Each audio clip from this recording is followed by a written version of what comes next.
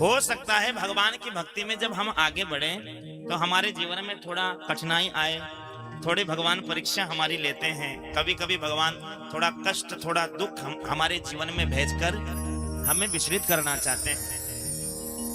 यदि महाराज सारे कार्य ही हमारे ठीक ठीक होने लग जाएं, सारे कार्य ही हमारे अच्छे अच्छे होने लग जाएं, तो फिर भगवान की परीक्षा का हमें पता कैसे लगेगा? हम भक्त हैं, ये भगवान को पता कैसे लगेगा?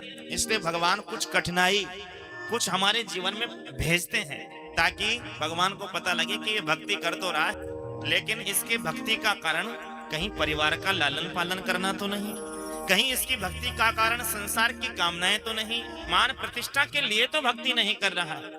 इसलिए भगवान दुख भेजते हैं, कष्ट भेजते हैं। और कब भेजते हैं? जब हम भगवान की भक्ति में आगे बढ़ते हैं, जब नाम लेते हैं ना भगवान का, तब। ऐसे नहीं, ऐसे तो जीवन में कुछ भी चलता रहे, भगवान को कोई मतलब नहीं। क्यों?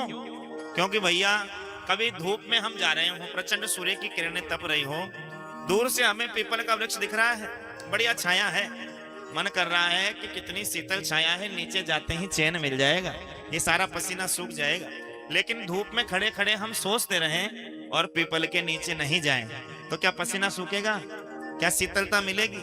और जैसे ही वृक्ष के नीचे जाएंगे तो शीतलता भी मिलेगी और पसीना भी सूखेगा और सुख भी मिलेगा। उसी प्रकार जब तक जीव भगवान से विमुख रहता है तब तक तो आवागमन के चक्र में फंसा रहता है, बार बार आता है, बार बार जाता है, फिर आता है, फिर जाता है। लेकिन जब भगवान का आश्रय लेकर के नाम जपना प्रारंभ करता है तब भगवान उसकी थोड़ी परीक्षा लेते हैं, थोड़ा उसके जीवन में कष्ट भेजते हैं, दुख भेजते हैं।